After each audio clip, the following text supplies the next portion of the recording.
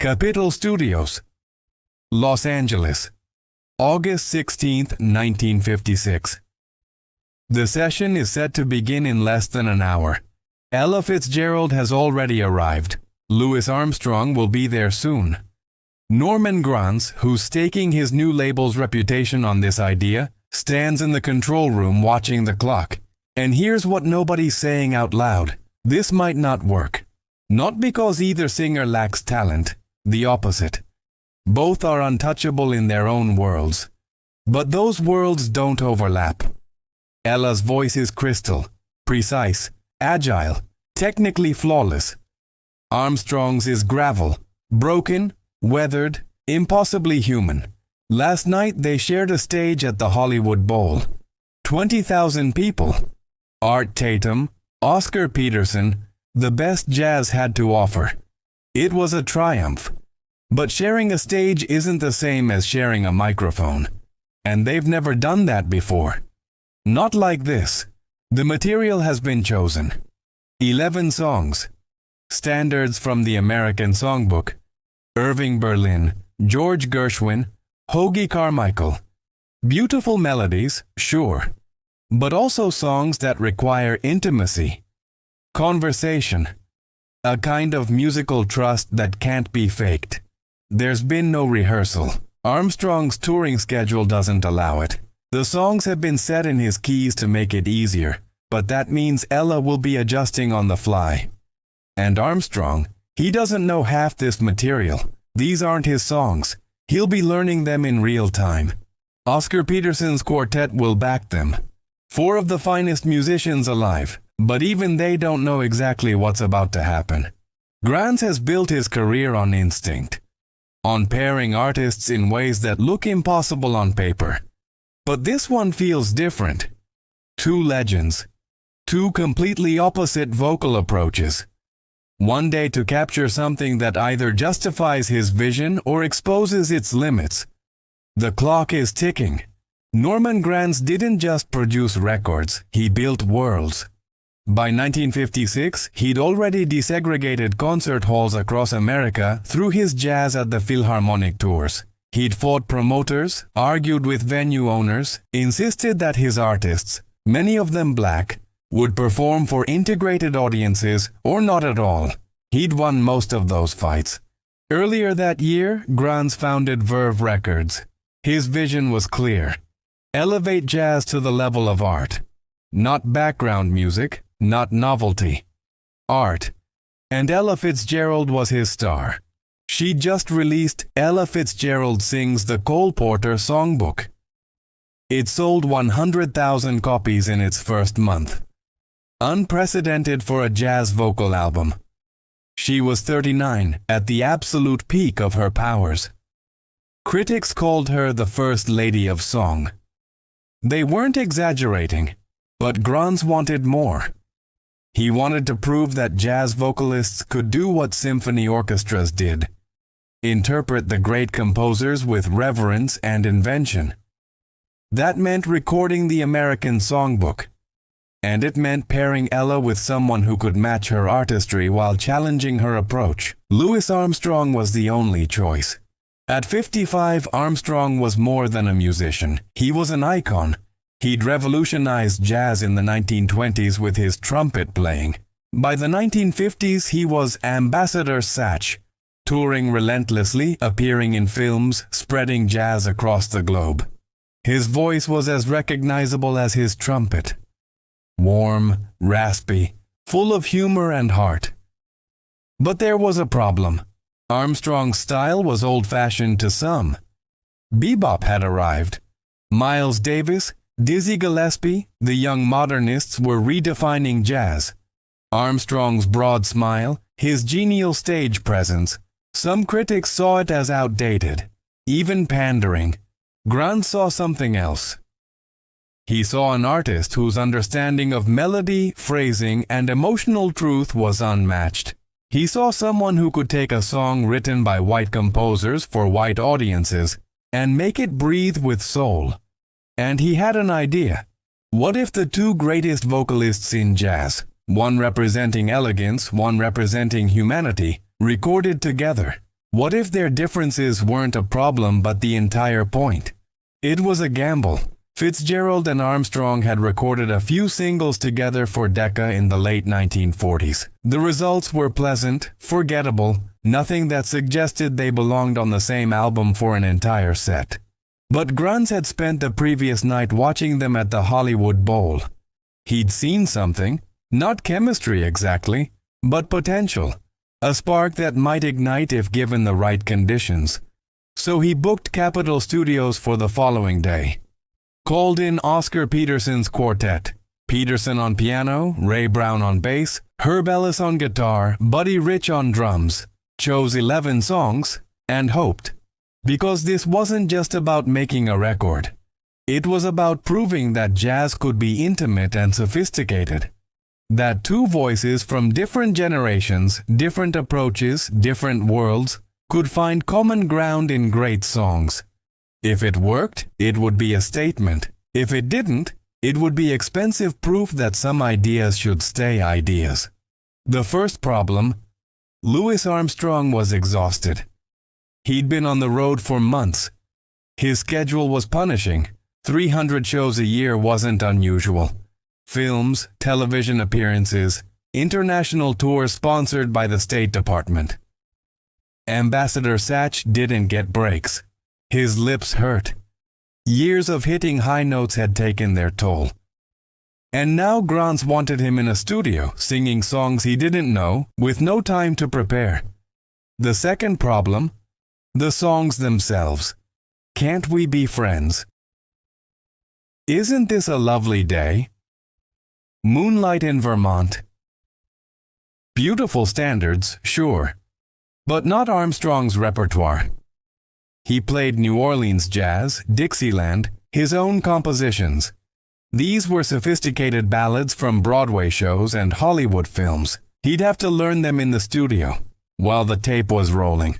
The third problem, Ella Fitzgerald's precision made mistakes impossible to hide.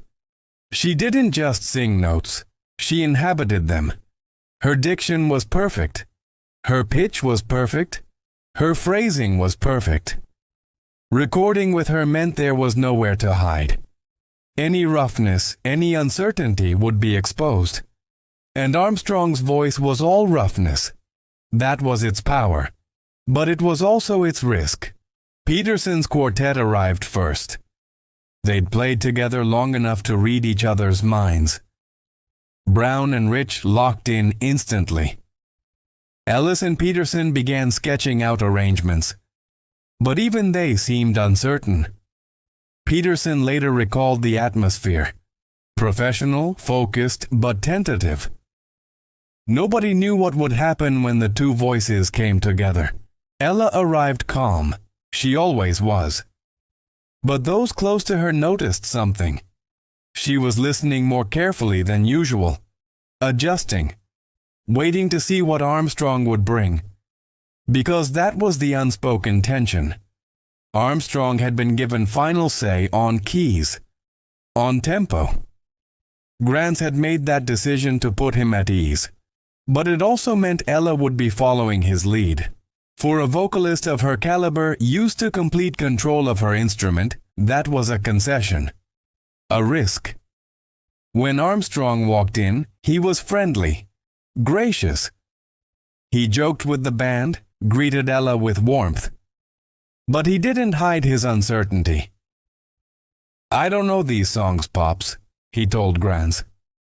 The nickname was affectionate, but the concern was real. Grunz's response was simple. Just sing. And that's where the real question lived. Could just singing be enough? Could instinct replace preparation? Could two artists with completely different approaches find unity in the moment? The tape started rolling. Nobody knew the answer yet. The first take of "Can't We Be Friends" revealed everything. Armstrong's voice entered first. Warm, conversational, slightly behind the beat. He sang like he was telling a story to someone sitting across from him. There was humor in it, resignation, the kind of emotional complexity that can't be taught. Then Ella's voice arrived, clear, precise, perfectly on the beat. She sang like she was painting with sound, every note exactly where it should be. They didn't match. Peterson glanced at Brown. Rich adjusted his grip on the sticks. The engineers in the control room stayed quiet. Grans watched. But something else was happening. Where Armstrong pulled back, Ella pushed forward. Where she climbed into her upper register with effortless clarity, he stayed low, grounded. The contrast wasn't creating conflict, it was creating space. They weren't trying to sound alike, they were letting their differences speak. Second verse. Armstrong's voice cracked slightly on a high note. In any other context, it would have been a flaw. Here it sounded honest, vulnerable. Ella responded by softening her tone, matching his intimacy without losing her clarity. By the third chorus, something had shifted. They were listening to each other, not just singing, listening. Peterson began to relax into the piano part. Brown's bass became more fluid. The whole room felt it. This might actually work. But challenges remained. On "Isn't This a Lovely Day?" Armstrong struggled with the lyrics. He'd never sung the song before. At one point he looked at Ella and grinned. "Help me out here, Pops." She did. Subtle cues, a glance, a slight emphasis on the next line. She was guiding him without taking over. And Armstrong, generous performer that he was, let her. No ego, just musicianship. Moonlight in Vermont brought a different problem. The lyrics don't rhyme. They're structured like haikus. Awkward to sing. But Ella treated each line like a small meditation. Armstrong followed her lead, letting the melody drift, finding beauty in the strange phrasing. By mid-session, the pattern was clear. When the song required technical precision, Ella led. When it required emotional nuance, Armstrong led. And both knew when to follow. But the real test came with the up-tempo numbers. Cheek to Cheek demanded energy. Swing. At 2 minutes and 25 seconds, Armstrong passed the microphone to Ella with a simple phrase. "Take it, Ella. Swing it." The rhythm section picked up pace. And Ella did something she rarely did on ballad sessions. She let loose. Her scat singing emerged, playful and inventive. Armstrong's trumpet answered, bright and punchy. For a moment, the studio disappeared. This wasn't two artists recording an album. This was a conversation, a celebration. When the take ended, there was silence.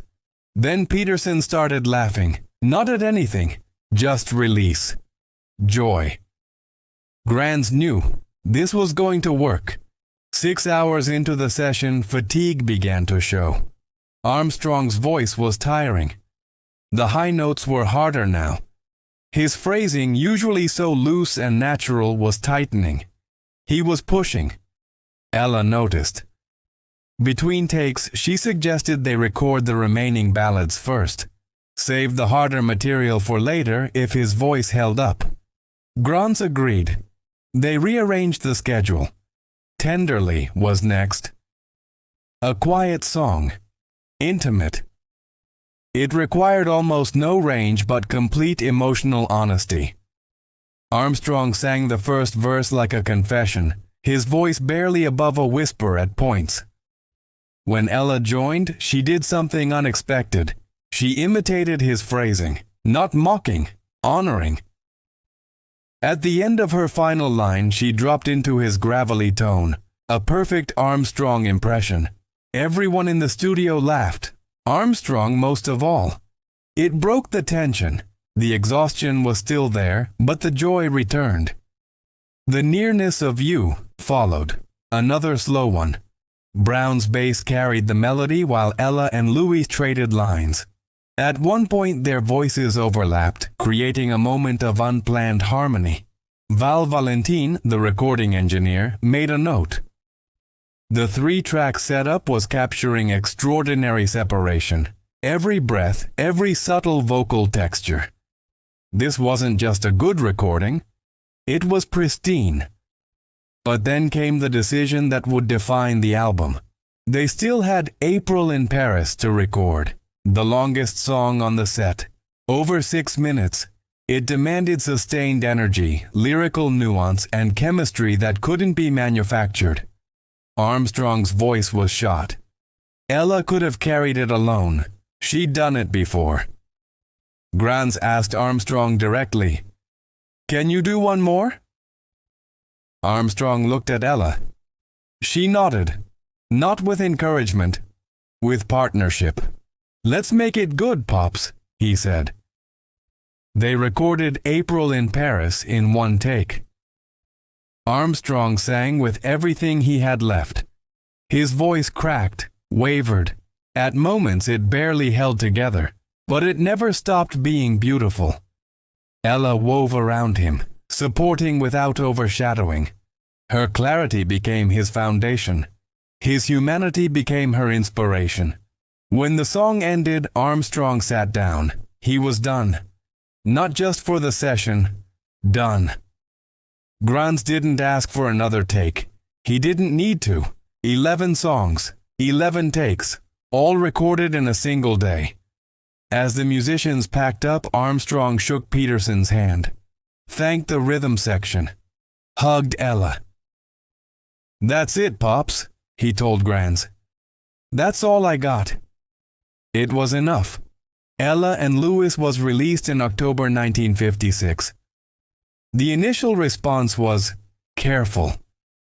Critics praised the performances. They called it charming, tasteful, a pinnacle of popular singing according to some. But there was hesitation in the language, as if reviewers weren't sure what they'd just heard. The album didn't sound like anything else in jazz.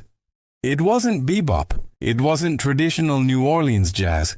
It wasn't even typical vocal jazz. It was something quieter, more intimate.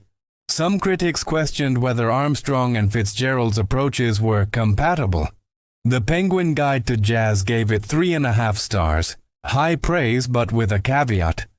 The voices were hard to resist, but the pairing felt like an experiment rather than a natural fit.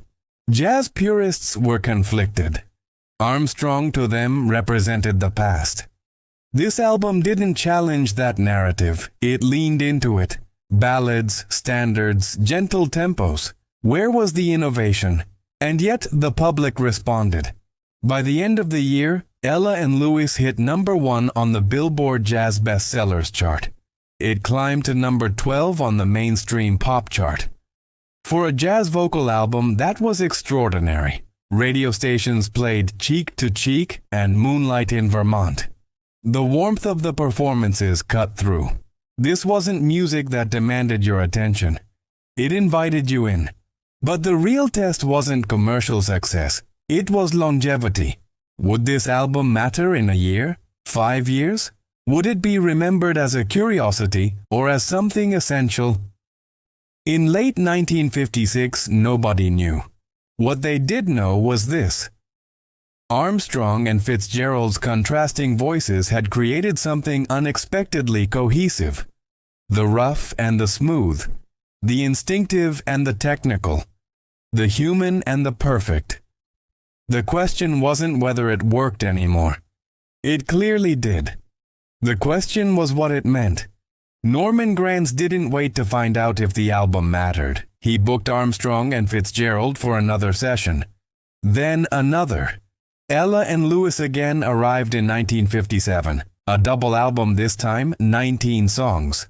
Then Porgy and Bess in 1959, their interpretation of the Gershwin opera. Each release built on the first. Each proved the pairing wasn't a fluke. For Fitzgerald, the collaboration shifted something subtle in her career. She'd always been seen as a technical marvel, flawless.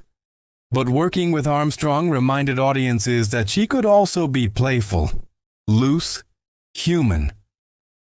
Her Armstrong impression on Tenderly became a talked-about moment. It showed range beyond virtuosity. It showed humor. For Armstrong, the album did something more urgent. It reminded people he was an artist, not just an entertainer. By 1956, Armstrong's image had become complicated. His broad smile, his genial performances, some younger musicians saw it as accommodation. Playing to white audiences. Safe. But Ella and Lewis revealed another dimension. His phrasing on the nearness of you wasn't showmanship. It was artistry. His voice on April in Paris wasn't performance. It was truth. Critics who dismissed him as outdated had to reconsider. Not completely. Not yet. But enough. For Grunts, the success validated his philosophy. Great artists don't need gimmicks. They need the right context, the right material, the right partnerships. Verve Records became synonymous with sophisticated jazz, and Ella and Lewis became its proof of concept. But there were personal costs. Armstrong's touring schedule never slowed. In 1959, he suffered a heart attack while performing in Italy. He recovered, barely paused, and went back on the road. 300 shows a year. Films, recordings.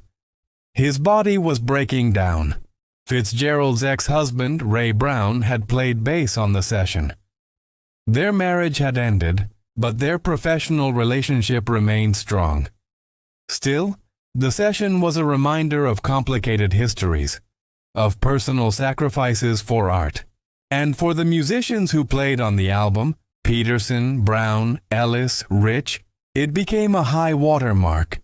They'd been part of something they couldn't fully explain. A session where everything aligned. Peterson later said the album felt effortless, but effort was there, hidden in the preparation, in the trust, in the willingness to follow where the music led.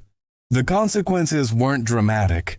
No careers ended, no feuds erupted. Just a quiet shift in how people understood what jazz vocals could be. It took time for Ella and Lewis to reveal itself. In the years immediately following its release, it was appreciated but not considered essential.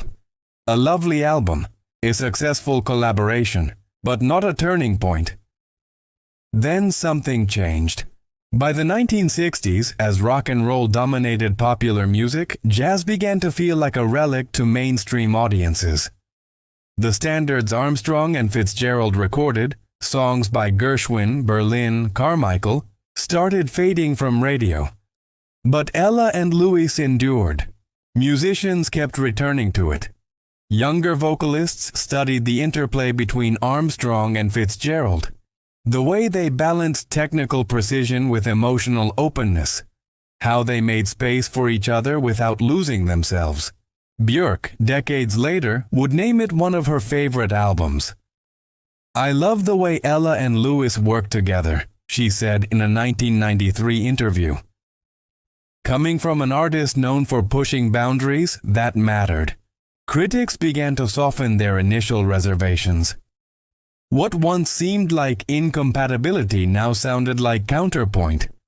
The differences between the two voices weren't a flaw, they were the architecture. In 2000, the album appeared on Colin Larkin's all-time top 1,000 albums list. Not at the top, number 636, but its presence signaled something. This wasn't a period piece, it was canon. By 2016, the Recording Academy inducted Ella and Louis into the Grammy Hall of Fame. The recognition came 60 years after its release. Long enough that the cultural moment had passed. Long enough that the music could be heard on its own terms. What emerged from that reassessment was clarity. This album wasn't about jazz innovation. It wasn't about pushing the genre forward. It was about something simpler and harder. Two people finding each other through song. The performances weren't perfect. Armstrong's voice cracks. Fitzgerald occasionally sounds cautious. But those imperfections became part of the story. They made the album feel alive. Scott Yano, writing for AllMusic, captured it. Ella Fitzgerald and Louis Armstrong make for a charming team. This is primarily a vocal set with the emphasis on tasteful renditions of ballads. Charming. Tasteful. Not words that usually define landmark albums. But here they meant something else. They meant honesty, restraint, grace. The reassessment wasn't about elevating Ella and Louis to masterpiece status. It was about recognizing what it had always been. A document of two artists at different points in their lives meeting in the middle. The influence of Ella and Louis isn't loud, it's structural. Every vocal duet album that followed had to contend with it. Tony Bennett and K.D. Lang, Diana Krall and Tony Bennett, Willie Nelson and Wynton Marsalis. The template was set. Contrast creates conversation. But more than that, the album proved something about the American songbook. In 1956, those songs, April in Paris, Cheek to Cheek, A Foggy Day, were still relatively contemporary. Written in the 30s and 40s, they were part of living memory. By making them the center of a jazz album, Grants, Armstrong, and Fitzgerald helped preserve them. They showed that these songs could withstand reinterpretation, that they weren't just pop tunes. They were compositions worthy of serious artistic attention. Fitzgerald's subsequent Songbook series, albums dedicated to Cole Porter, Duke Ellington, Irving Berlin, all followed the model established here. Treat the songs with reverence, but inhabit them fully. Armstrong's later work also shifted. He continued to tour relentlessly, but his recording choices became more thoughtful, more intimate. The success of Ella and Louis gave him permission to slow down, to explore ballads without apology. For Oscar Peterson's quartet, the session became a reference point. They'd provided more than accompaniment. They'd been collaborators. Brown's bass on Moonlight in Vermont, Peterson's piano on The Nearness of You. Those performances stood on their own. And for Norman Granz, the album validated his entire approach to producing. Trust the artists. Give them the best material. Create the conditions for magic. Then get out of the way. Verve Records became the most prestigious jazz label of the era, in part because of albums like this. Not just Ella and Louis, but the philosophy behind it. But perhaps the longest shadow the album cast was cultural. In 1956, segregation was still law in much of America. The civil rights movement was building momentum, but hadn't reached its peak. And here was an album featuring two black artists interpreting songs written mostly by white composers, backed by an integrated band, produced by a white entrepreneur who'd spent his career fighting for racial equality. The album didn't make a political statement, but its existence was political. It showed that artistry transcended race, that beauty could emerge from collaboration across divides. Ken Burns included tracks from Ella and Louis in his 2001 PBS documentary series, Jazz. The album had become historical evidence, proof of what was possible when talent met opportunity. Ella and Louis was recorded in a single day. August 16, 1956. No rehearsal. 11 songs. One take each. 68 years later, it still sounds fresh. Not because it was innovative, not because it broke new ground, but because it understood something fundamental. The best collaborations aren't about erasing differences. They're about honoring them. Ella Fitzgerald's voice was an instrument of precision. Louis Armstrong's voice was an instrument of soul. Together, they created something neither could have achieved alone. The album's lesson isn't about music theory or production technique. It's about trust. Trust that your collaborator will meet you where you are. Trust that your differences will create something stronger than uniformity. Trust that one day, with the right people, is enough. Norman Granz trusted his instincts. Armstrong and Fitzgerald trusted each other. The Oscar Peterson Quartet trusted the material. And that trust produced an album that feels less like a recording and more like an invitation to slow down, to listen, to recognize that beauty doesn't require perfection. In an industry obsessed with innovation, Ella and Louis succeeded by being timeless. In a genre that valued virtuosity, it succeeded by being human. In a moment of cultural division, it succeeded by showing what collaboration could sound like. The album's final track, April in Paris, ends with Armstrong's voice fading into silence. Worn, tired, but still present, still singing. That's the sound of two artists giving everything they had. Not for innovation, not for glory, for the song. And that's why Ella and Louis matters. Not because it changed jazz, but because it reminds us what jazz was always meant to be. A conversation. Between musicians, between traditions, between hearts. On August 16, 1956, two voices that shouldn't have matched found perfect harmony. The recording ended, the session wrapped, everyone went home, but the conversation never stopped.